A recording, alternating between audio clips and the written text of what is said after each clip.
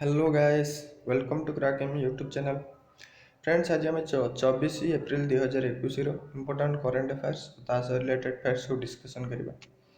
जदि आपण आम करेन्ट अफेयर्स भल लगुच निश्चित भाव में लाइक करूँ, शेयर करूँ और आम चैनल को सब्सक्राइब करूँ। तो चलो देखिए आज कौन सब क्वेश्चन रही। आज फर्स्ट क्वेश्चन हूँ who has been to over the first ever chairperson of NASSCOM. NASSCOM संस्थार किए भी फास्ट चेयरमैन होती मिस्टेक है फास्ट एवर वुमेन चेयरपर्सन की नास्कम। तो आंसर हूँ रेखा एम मेनन। तो रेखा एम मेनन होती first women chairperson of NASSCOM. तो नास्कम हूँ गोटे नेशनल संस्थाटा, national association of software and services companies. Software गोटे कंपानी, सर्विसेज कंपानी। तो तार भी चेयरपर्सन होती रेखा एम मेनन। नास्कॉम हेडक्वार्टर हूँ न्यू दिल्ली और फाउंडेड इज 1988।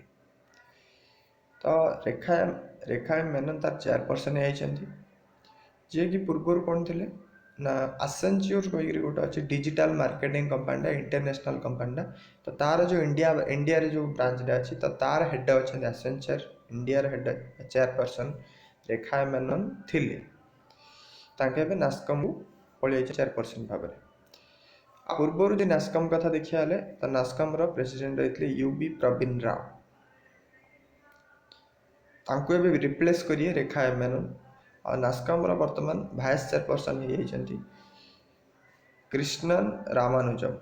तो कृष्णम रामानुजम जे कि टीसीएस प्रेसिडेंट थिले, से एबे भाइस चेयरपर्सन होती NASSCOM. RBI going to cancel which banks licence.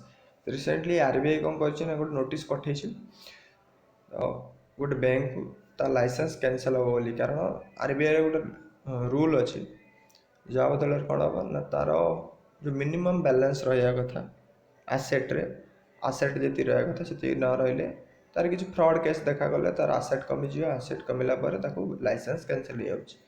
तो सहीटा Sambandh Finserve PVT limited private bank company गोटे। तो आर एबे आसेट बहुत कमिगला, आरबीआई रूल भी बहुत कमी जाइए। तो से आपको नोटिस पठाई बैंक लाइसेंस कैंसल हम बोली। संबंध Finserve private limited jar headquarter हूँ ओडिशा अच्छी बैंकटा। सी होती दीपक केंडू, फाउंडेड होता 1992। मन रखिए आरबीआई एवं कैंसल कर Sambandh Finserve private limited. RBI अच्छा रिजर्व बैंक ऑफ इंडिया और सेंट्रल बैंक। तार गवर्नर अच्छा शक्तिकांत दास, हेडक्वार्टर हूँ मुंबई, फाउंडेड होता 1935। Who has been selected as external auditor for Hague. तो ये मतलब बहुत इंपोर्टेंट एक्सटर्नल ऑडिटर कार हाइग्यू। तो हाइग्यू हेल्ले कौन, हाइग्यू हूँ नेदरलैंड गोटे सिटीटा। तो तार एक्सटर्नल ऑडिटर अर्थ कौन ना प्रकृत में हाइग्यू रे कौन अच्छे गोटे हाइग्यू कॉन्फ्रेंस अच्छी, Hague conference on private international law. गोटे संस्था इंटरनेशनल संस्थाटा जोटा कि पूरा आर जिते भी मेंबर अच्छा इंटरनेशनल मेंबर कंट्री अच्छा से समस्त लॉ को ये मॉनिटर करियो।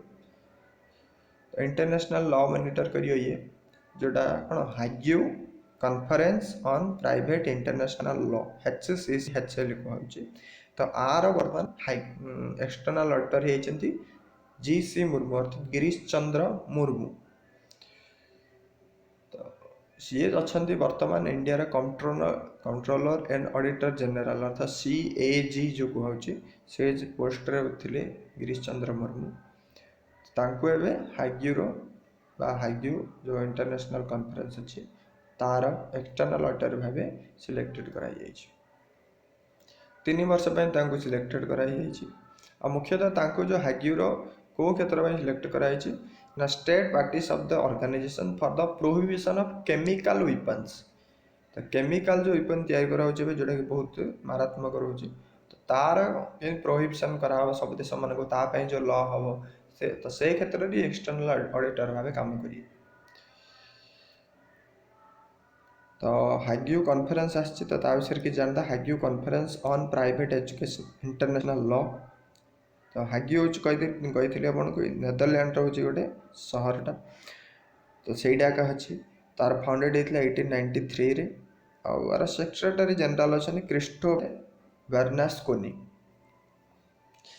तो ये आउ गोटे रखिए जो OPCW कहला organisation for the prohibition of chemical weapons.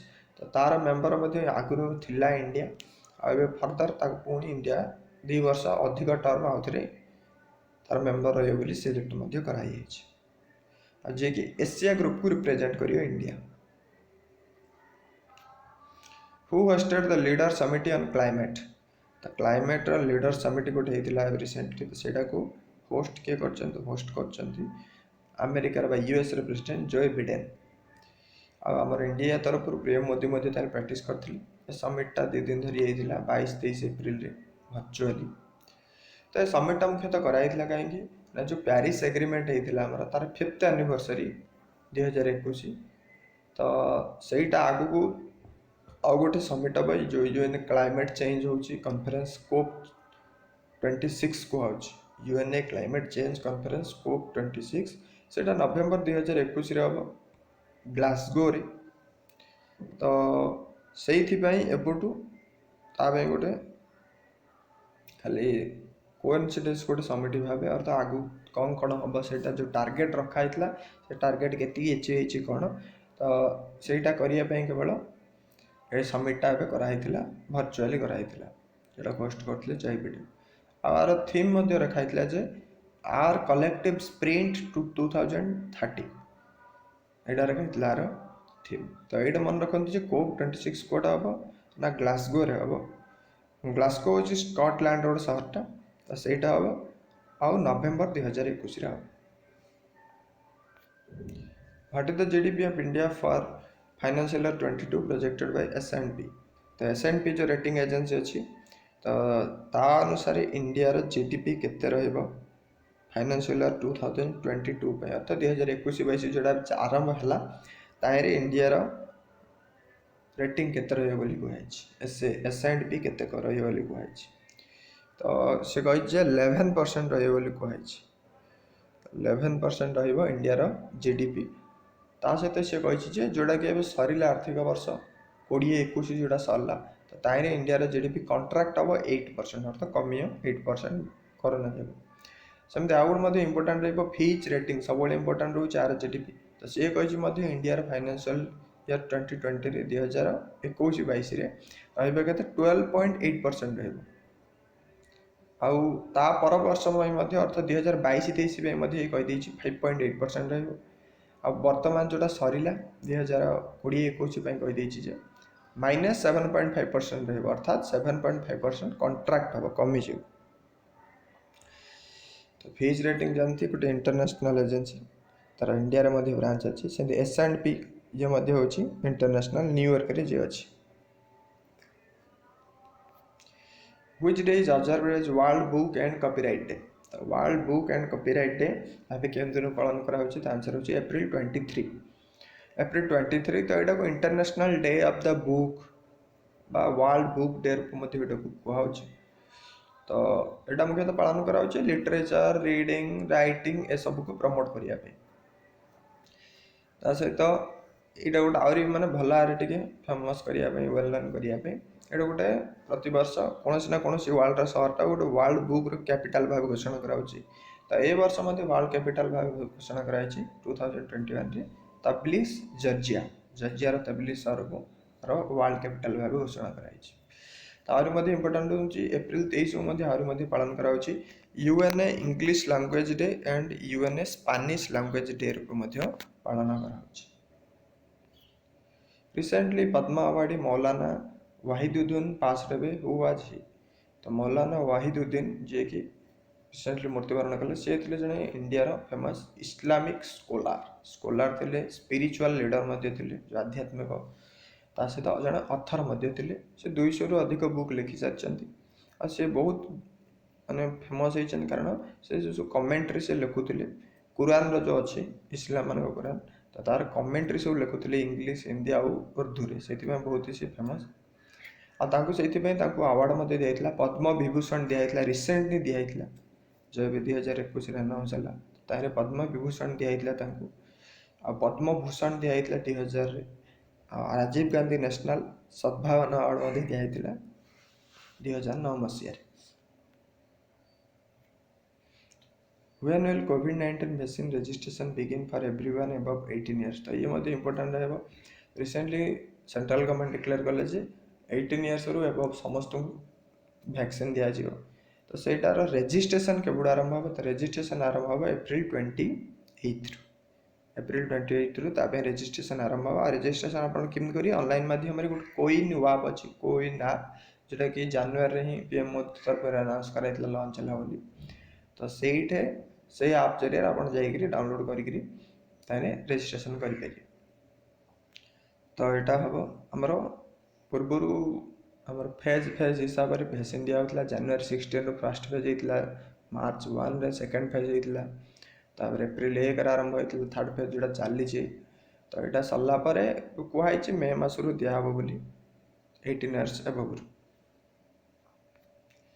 Which rover generated oxygen on Mars for first time? तो ये बहुत इंपोर्टेंट क्वेश्चन। मार्स रे जाइकरी ऑक्सीजन की जनरेट करछि को रोवर? तो ये जनरेट करछि परसेवरेंस रोवरटा, जोटा कि नासा रो गोटे रोवर परसेवरेंस। तो से रोवर को से मार्स को पठाइथिला और सी जाइकरी कौन करछि ना मार्स रे ऑक्सीजन से जनरेट करि पाछि। तो ये एक्सपेरिमेंट रो गोटे नाम दिया Mars oxygen in situ research utilization experiment MOXIE बोली कहूँ। तो ये एक्सपेरिमेंट द्वारा से ऑक्सीजन काढ़ला। तो हम जानते मार्स रे 96% आम CO2 कार्बन अच्छी कार्बन डाइऑक्साइड तो CO2 हो, तेणु से CO2 रु को ये अर्थात ऑक्सीजन भी ये अला कर एक्सपेरिमेंट कराइला सक्सेसफुली से कर। तो मार्स मन रखिए एग्जाम भी मार्स मार्स को आमर कहुँ रेड प्लानेट।